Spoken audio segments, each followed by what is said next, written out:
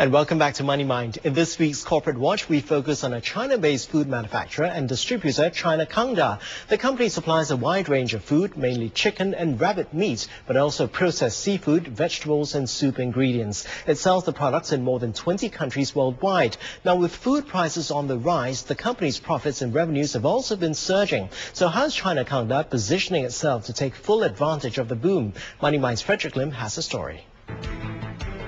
There are 8 babies born worldwide every 3 seconds or so, according to the United Nations.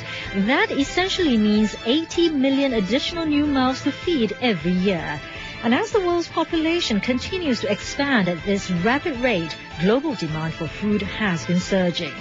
Meantime, incomes have also been steadily rising in many parts of the world, and people are not only eating more, they're also going for much richer food. We've got about 2 billion people who are coming from very low levels of income. They tend to consume 20 to 25% more protein. Currently, the resources needed for food production, such as arable land and clean water, are shrinking, and food supply is struggling to keep up with demand. The result is that food prices across most categories are soaring.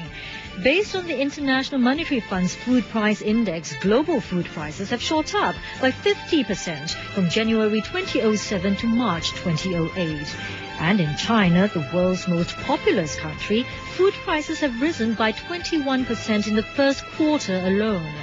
For pork, which is a mainstay in the Chinese diet, prices have gone up by 60% over the past year.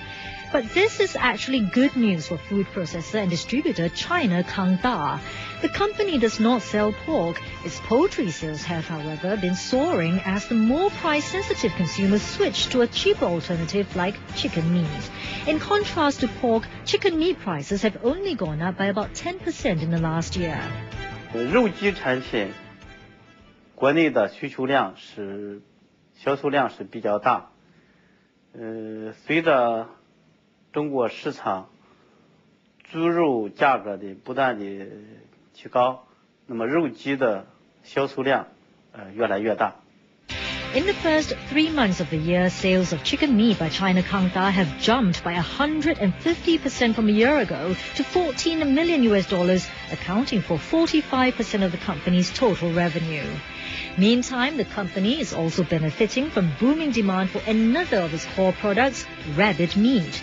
Rabbit meat saw a 70% increase in sales to $5 million in the first quarter compared to the previous year. But unlike chicken, rabbit meat is mainly exported.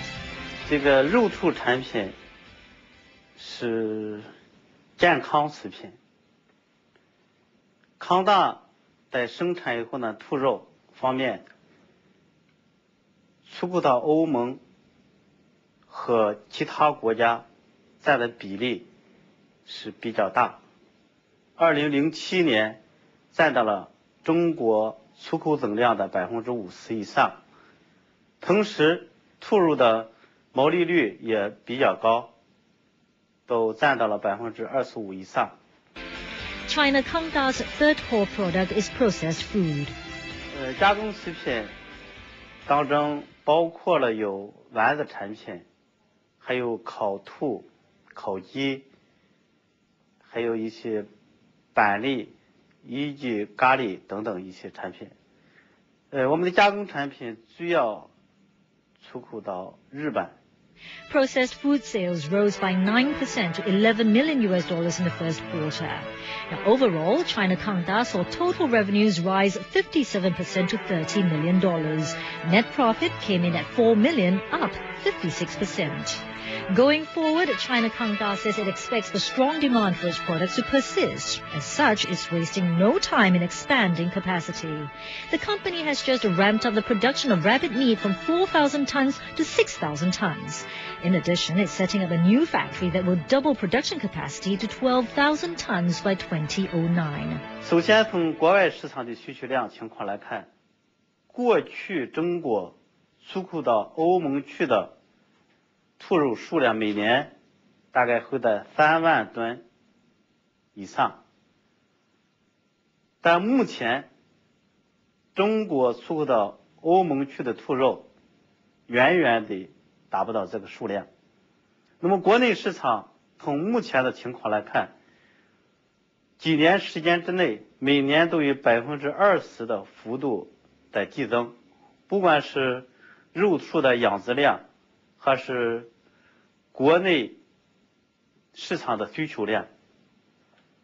中国人慢慢的认识到兔肉对人体的好处。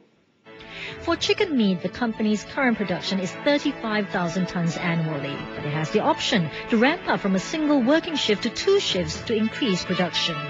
As for processed food, it plans to expand production from 40,000 tons to 50,000 tons by 2009. At the same time, China Kangda has also mapped out other initiatives to spur growth. 我们在国外市场开拓方面主要的措施，首先我们要在多个国家和地区设立办事机构，把我们康大的产品通过这些机构，通过我们的客户把它销售到终端。